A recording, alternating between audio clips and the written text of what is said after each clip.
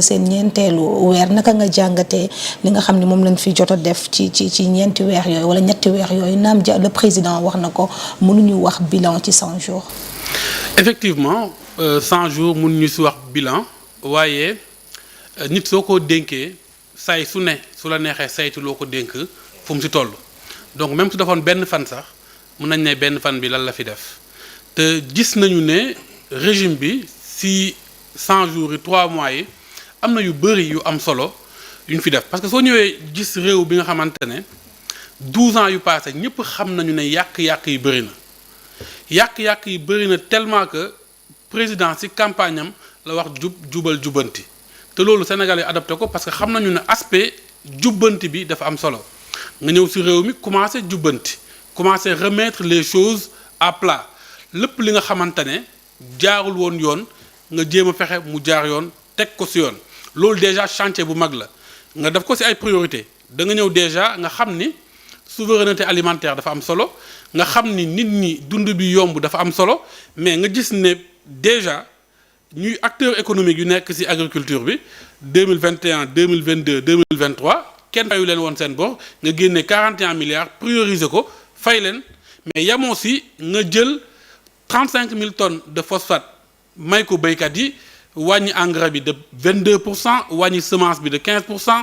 lancer projet autoroute de l'eau donc loolu noonu ci aspect souveraineté alimentaire licence de pêche yi nga leeral ko muy wan ni c'est des actes forts en peu de temps mais yoo xamante ne day am impact te dañ ko gis très rapidement ci wàllu gouvernance ak bonne gouvernance président automatiquement mu def priorité assise de la justice mu ne kaay la ñu toog waxtaanee ko parce que ñëpp xam nañ justice jaarul yoon ñu waxtaanee ko ba am benn calendrier sur les réformes de la justice à faire donc dans les mois à venir ñëpp xam nañ exactement fan lañ jëm ak justice bi ak nan lañ ko war a réformer donc loolu soo ko réussir ci délai bi day nekk lu am solo sur la rationalisation des dépenses publiques soo ñëwee nga fekk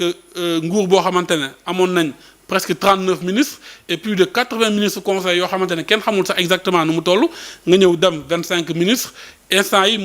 les ministres conseils c'est une dizaine donc foofu tamit def nga effort bu baax pour rationaliser donc le gouvernement dans l'ensemble des aspects secteur boo dem am na aspect yu am solo yu ñu posé yoo xamante ne c'est dans le cadre déjà de jubbanti mais dans l'ensemble des actions qui vont venir dans la vision qui est donnée ça apparaît clairement au niveau du Conseil des ministres et on voit à chaque fois au niveau du Conseil des ministres des orientations yi nga xamante ne suñ ko toppee dañu xam ne plan d'action yooyu yëpp suñ ko mettre en œuvre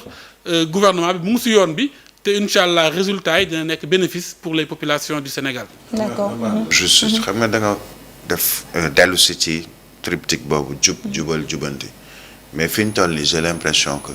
leeral ba may wax yàgg chaque jour ñu ngi ko ciy bëgg dugal aussi xamul tax quand Pape Alé di dites la vérité mooy leeral leen Fadilou Keita on a vu sa sortie hier également mooy leeral leen askan wi ni nii la ñu fekk réew mi lii moo amoon ci réew mi il faut que ñu lijjanti lii d'abord avant ñuy mën a dem ci loo xamee ni dafay avancer pour man c'est bien il y a eu des réalisations kenn du ko natable il y a eu des avancées il y a eu man ci par exemple benn boo xamee ni man lu ma mën a applaudir mooy ñu toog pendant des années kenn joxuñu benn rapport OFNAC IGE Cour des comptes ak corps de contrôle yooyu ci benn quelques semaines on nous a sorti presque tous les rapports de année yi nga xamee ni yëpp dañ ko jëloon denc ko c'est une bonne chose mais gis nga leeral boobu pour man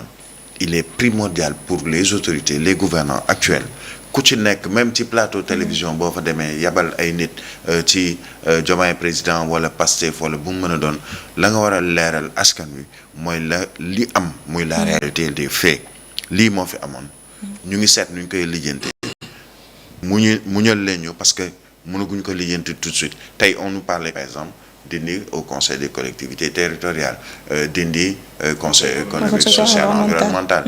tas assemblée mais bul ko wax noonu rek parce que xam nga ne yow mënoo ko def tout de suite ndax amugoo les possibilités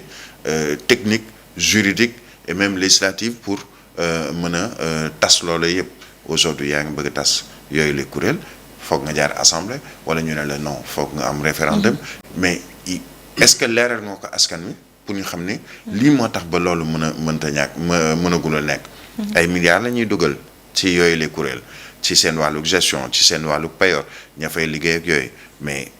tout ça à mon avis contribue comme l'a dit Pape Alé je suppose que ci côté boobu lay waxee de dire la réalité aux Sénégalais maanaam de tenir le langage qui sied et de vérité aux Sénégalais. d'accord balaa ñuy ñëw ci Senghor Ahmed dafa am loo xam ni gëmloo woon nañu ko avant ñu ngeen wala sax avant yéen parce que ci nga bokk ngeen di accéder au pouvoir muy lu jëm ci wàllum rupture mais également changement surtout ñu gis également yenn ci ay nomination yoo xam ni def nañu ko bu ci mujj 81 nomination ñu waxoon lu jëm ci appel à candidature déjà gisaguñ ko également est-ce que loolu lépp aujourd'hui mënul tënku peut-être ci sortie lu ci mel ni poste bi nga xam ni Pape Alé Niang def na ko mënu ko justifier parce que déjà ñi ngi commencé di gis ay vaar waxet boo xam ne ñu ngi tàmbali di ko wax ci régime bu bees bi. waaw xam nga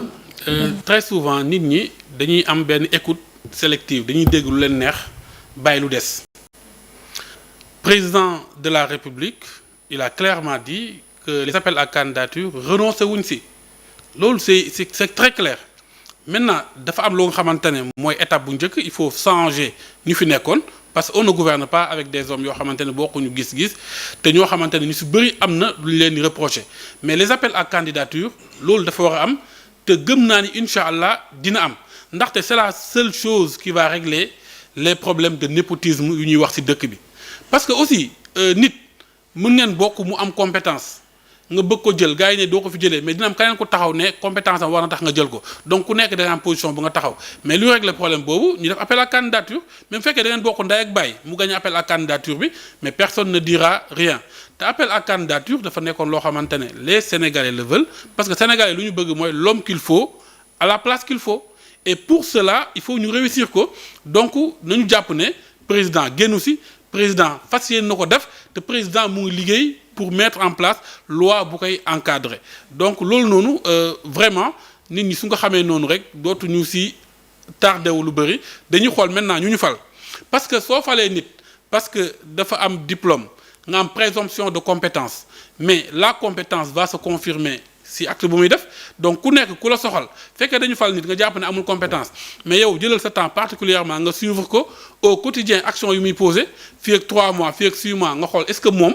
lu nga yaakaaroon am na compétence wala amul compétence peut-être amul woon expérience oui mais dans l'exécution tu peux voir peut-être sax mu ëpp compétence dans l'exécution lu ñu ko jox que koo xamante ne amoon na 20 ans d'expérience dans des pratiques yoo xamante ne c'est pas les pratiques que nous voulons donc observons ceux qui sont nommés nañ leen xool bu baax nañ leen saytu xool dans les mois à venir les résultats qu'ils vont sortir c'est la seule façon de mesurer leurs compétences mais nekkul fii la bokk fee la far nii lañ ko tànnee mais loolu c'est avec le temps c'est avec les résultats et je pense que ceux qui sont intéressés par cela vont justement regarder clairement ce qui se passe maintenant Pape Alé lu mu wax dafa am solo c'est-à-dire au-delà de langage de vérité c'est que Sénégal dañ toll fu nga xamante ne population bi ñëpp ñoo war a impliqué wu pour ñu am ay résultats parce que lu am ci dëkk bi mooy on sent que notre pays a du potentiel on sent que suñu dëkk mën na dem fu sori mën na romb fu sori loolu ñëpp bëgg ko mais les gens se disent comment on peut faire pour egg ci loolu mais loolu mënul am budul chaque Sénégalais bokk ci gestion bi impliqué wu ci gestion bi donc population yooyu nga naan da nga leen wax dëgg ñoom xam nañ lu xew ñoom gis nañ lu xew ñoom ñu ngi ràññee maintenant il faudra leur impliquer parce que soo leen neewee man maay gouverner man maay doxal nommé naa une centaine de personnes dinaa continuer nommer ñooñ ñu nommer ñooy liggéey ñoom ñu toog di la xaar foofu mooy erreur bi lu ñu war a wax mooy nañ ñëpp impliqué wu ñii dañuy yor mission boo xamante ne mission publique la mais ku nekk dans le privé ku nekk ci liggéeyam qu'il se pose la question déjà est-ce que man sama gouvernement lu muy décider maa ngi dem di ko saytu je vais vers l'information loolu mooy rôle citoyen l'ensemble des sites des ministères ñu ngi fi communiqué des conseils des ministres ñu ngi fi l'information est disponible journalistes yi chaque jour ñu ngi ciy bind di wax exactement lu xew donc les populations ñoom balaa ñu leen wax dëgg ñoom mën nañ xamal seen bopp lan mooy dëgg bi am une opinion claire de ce qui se passe et ne pas laisser des gens sur les réseaux sociaux wala yenn opposants yoo xamante ne ñoom puusal ma toog mooy seen politique commencer di leen jox la vision assombrie de la réalité te ku nekk mën nga xoolal sa bopp donc suñu jàppalee population yi wax leen ça vous concerne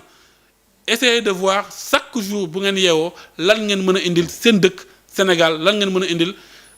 sunu dëkk Sénégal si lu ñu nekk di construire c'est comme ça qu'on va aller extrêmement vite parce que lu 1000 personnes mën 18 millions ñoo ko gën a mën donc le curseur mooy ñaata Sénégalais ñoo impliqué wu réellement dans le développement du Sénégal et puis au quotidien on essaie de mesurer cela à la fin de l'année ku nekk ne man sama bilan personnel pour le développement du pays lii la parce que def naa lii gouvernement yi aussi mën ko wax. solution bi mooy wax dëgg askan wi Lamine Senghor loolu la ñu mën a lire ci poste bi nga xam ne Pape Alé Niang def na ko niki